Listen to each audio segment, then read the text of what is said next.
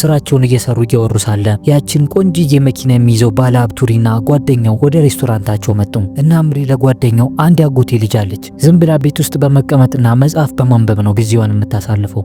ነገር ግን አጎቴ ሲሊያን ልክ እንደ ሌሎች ጓደኞቿ ወጣ ወጣ እንድትልና ጥሩ ጊዜን እንድታሳልፍ ይፈልጋል። ዛሬ ጓደኞቿ የሚገናኙበት ዝግጅት አዘጋጅተዋል። እናም አጎቴ እንደ ፍቅረኛ ሆኖ እሷን ወደዛ ዝግጅት የሚወስዳት ሰው ይፈልጋል። እና ያጎቴ ልጅ ሲሊያ ዛሬ ማታ ወደ ትምህርት ቤታችን ድግስ ይዛት ከሄድክ የምጠቀምበትን BMW መኪናና ሙሉ ወጪያቸውን እሸፍናለሁ ሲል ነገረው። በዚህ ጓደኛው ማቅማማት ላይ ያለ ብሩክስ ይሄ የፈለገው ትልቅ እድል መሆኑን ወዲያውኑ ይረዳና ገንዘብ ለማግኘት ያንን ያማረውን BMW ለመንዳት ሲያመነታ ለሪ ችግር የለውም መኔዣ ትሄዳሉ፣ የውሸት ፍቅረኛው አሁን የድግሱ ላይ ማጀብ እኮ ምንም ችግር የለውም በማለት ራሱን ለገበያ ያቀርባል። ለሪን በብሩክስ ድንገተኛ ጣልቃ ገብነትና ባልተጠበቀው ድፍረቱ በመገረም ትኩር ብሎ አይቶ የብሩክስ በራስ መተማመን ስላሳመነው ሪ በፈገግታ ይስማማል።